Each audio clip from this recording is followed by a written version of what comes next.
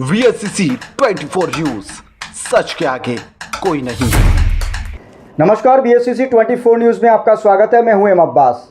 खबर बलिया से है। उत्तर प्रदेश कांग्रेस सेवा दल के प्रदेश अध्यक्ष प्रमोद पांडे ने बलिया जिला कांग्रेस कमेटी कार्यालय का दौरा किया और संगठन सृजन कार्यक्रम में हिस्सा लिया। इस दौरान उन्होंने भाजपा पर निशाना साधा और कहा कि भाजपा केवल बांटने की राजनीति कर रही है और देश में तानाशाही का माहौल बन चुका है। उन्होंने राहुल गांधी की तारीफ करते हुए कहा कि कांग्रेस संगठन और कार्यकर्ताओं के बल पर आगे बढ़ रही है और मजबूत हो रही है। साथ ही उन्होंने बीजेपी पार्टी पर जमकर जुबानी हमला बोला।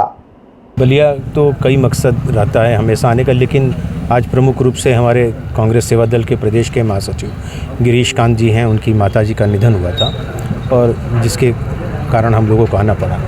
चूँकि राजनीतिक लोग हैं और जब जाएंगे तो जिला कांग्रेस कमेटी और शहर कांग्रेस कमेटी तमाम कमेटियों के लोगों से भी मुलाकात होती है और उसमें भी हम लोगों ने बैठक में शरीक हुए और वहाँ भी बातचीत हुई है। और संगठन सृजन का जो विशेष रूप से हमारा अभियान चल रहा है, राहुल जी के निर्देश पर, खड़गे साहब के आह्वान पे अजय राय जी लगातार इस सब चीज़ों की मॉनिटरिंग कर रहे हैं। उन्हीं सब चीज़ों के बारे में हम लोगों ने आज आपस में भी चर्चा किया कि हमारा संगठन उसमें किस तरीके से आपकी मदद कर सकता है और क्या कर रहा है। किस तरह के निर्णय लिए गए, क्या दिशा निर्देश कार्यकर्ताओं को आपके द्वारा दिए गए? जी फिर से बोलिए। आपने मीटिंग की कार्यकर्ताओं के साथ, क्या आपने दिशा निर्देश को दिए, किस तरीके से कार्य करें ताकि 27 में मजबूती के साथ वापसी हो सके यूपी में?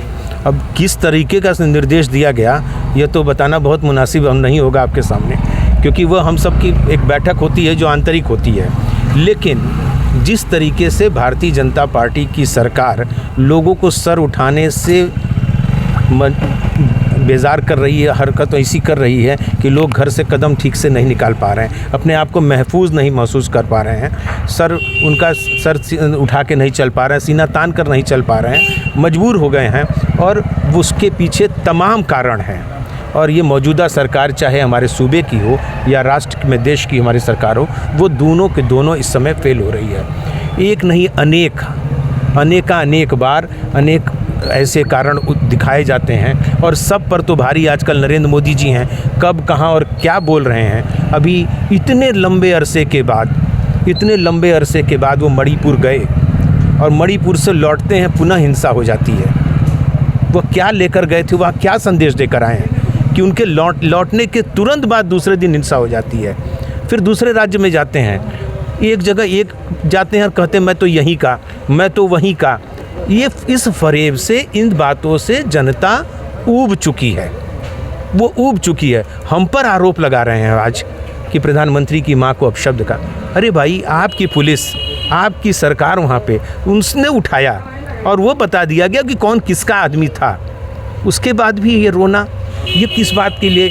आज हिंदुस्तान में नहीं, समूचे विश्व की मैं बात कर रहा हूँ। एक ऐसा नज़ीर नरेंद्र मोदी जी ने पेश किया है कि अपनी डिग्री दिखाने से उनको हाईकोर्ट का सहारा लेना पड़ा। और अगर नरेंद्र मोदी जी की, मैं तो चुनाव आयोग से भी कहूँगा और सरकारी संस्थाओं से भी आपके माध्यम से कहना चाहूँगा कि किसी की डिग्री देखना आप छोड़ दीजिए। जो आदमी जो कह रहा है कि मैं फला हूँ तो मान लीजिए उसको। जब इस देश का प्रधानमंत्री अगर डिग्री नहीं दिखाता है तो फिर किसी को भी दिखाने की ज़रूरत नहीं होनी चाहिए। बिहार में चुनाव है, लगातार कई बार के मुख्यमंत्री नीतीश कुमार हैं वहाँ पे, लेकिन चर्चा नीतीश से ज़्यादा प्रधानमंत्री नरेंद्र मोदी की हो रही है। आखिर नीतीश पे बहुत कम चर्चा हो रही है। मैं इत्तेफाक आपकी इस बात से नहीं रखना चाहता हूँ। चर्चा अगर बिहार में हो रही है तो राहुल गांधी की हो रही है। नीतीश का तो कहीं कोई नाम नहीं। नरेंद्र मोदी जी की सभाओं में भीड़ नहीं। क्या समा था, पता नहीं आप लोगों में से कौन गया था कि नहीं गया, लेकिन हम लोग सासाराम से पटना तक की दूरी हम लोगों ने तय की है। जिस तरीके से मकान के छतों से फूल बरसाए जा रहे थे, जिस तरह से माँ या बाप अपने हाथ में, अपने गोद में बच्चों को लेकर उनको से एक दीदार करने के लिए दौड़ रहे थे, वह इशारा कर रहा था कि चर्चाएं आम हैं अगर कोई तो राहुल गांधी हैं। कोई नॉन बायोलॉजिकल इस देश में चर्चा आयाम नहीं हो सकता है। चर्चा आयाम अगर कोई होगा तो इस देश के माटी का लाल ही होगा, वो राहुल गांधी जी। अभी देखा जा रहा है कि कांग्रेसियों को नज़रबंद कर दिया जा रहा है, कहीं भी कार्यक्रम नहीं करने दिया जाए। क्या वजह रही है कि सरकार आप लोग तानाशाही, मैं वही कह रहा हूँ ना कि सर उठा के नहीं चलने दिया जा रहा है। आज राहुल जी अगर रायबरेली में प्रवेश करते हैं, वहाँ के सांसद रहे हैं, उनकी परिवार के लोग सांसद हैं। राहुल जी आज वहाँ के सांसद हैं, दिशा की बैठक में भाग लेने जा रहे हैं। आप तो कानूनी कार्रवाई को रोकने से पर आप हैं, मुकदमा तो आप पर होना चाहिए कि सरकारी काम में बाधा उनको होनी चाहिए। नेता प्रतिपक्ष हैं और वहाँ के सांसद हैं और वह दिशा की बैठक में शामिल होने के लिए जा रहे थे। आप दिशा की बैठक नहीं होने देना चाहते, इसका मतलब।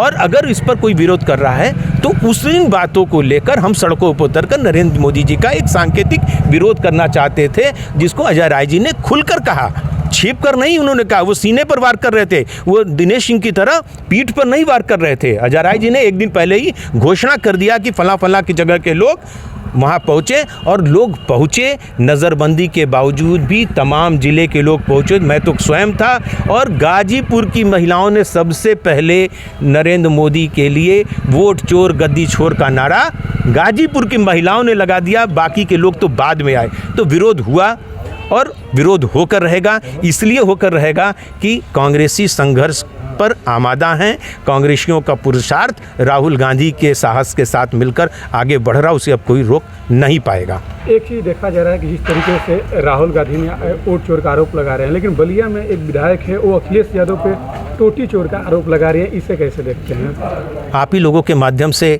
टोटी चोरी की घटना भी सुनने को मिली, और आप ही लोगों के माध्यम से उसका पर्दाफाश होते हुए भी देखा कि किस एक अधिकारी जो इस समय रिटायर हो चुका है, किस तरीके से ये प्लॉट किया और इस तरह के आरोप लगाए। टोटी क्या चीज़ होती है, किसके ऊपर आरोप लगा रहे हैं?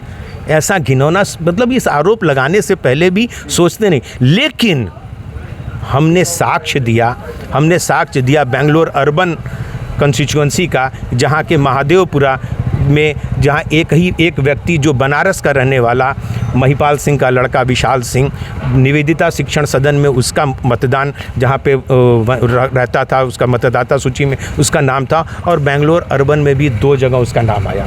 व्यक्ति 3 जगह मतदान की प्रक्रिया में वो भाग लेने के लिए उसको वोटर कार्ड जारी हुए थे। यह क्या घोषित करता है? 7 कंस्टिट्यूएंसी 6 में हम जीतते आए और 7वें में आकर अचानक हम चुनाव हार जाते हैं। तो इसलिए उस पर शोध हुआ। हमने फैक्ट्स बताए कि कब, कहाँ और कैसे वोटों की हेरा फेरी और चोरी करके लोगों को जिताया जा रहा है। और आप ही लोगों के माध्यम से और चुनाव आयोग की रिपोर्ट्स के अनुसार बनारस में मतदान इतने लाख हुए, और जब गणना होती है तो उससे गणना में संख्या ज़्यादा आ जाती है। तो इसलिए लगता है कि चुनाव आयोग अपने निष्पक्षता पर नहीं है। वह एक कठपुतली के रूप में, वो एक प्यादे के रूप में और भारतीय जनता पार्टी के लिए काम कर रहा है। इसलिए ये कहना हमारा आवश्यक हो जाता है कि चोरी वहाँ नहीं, चोरी तो यहाँ हो रही है।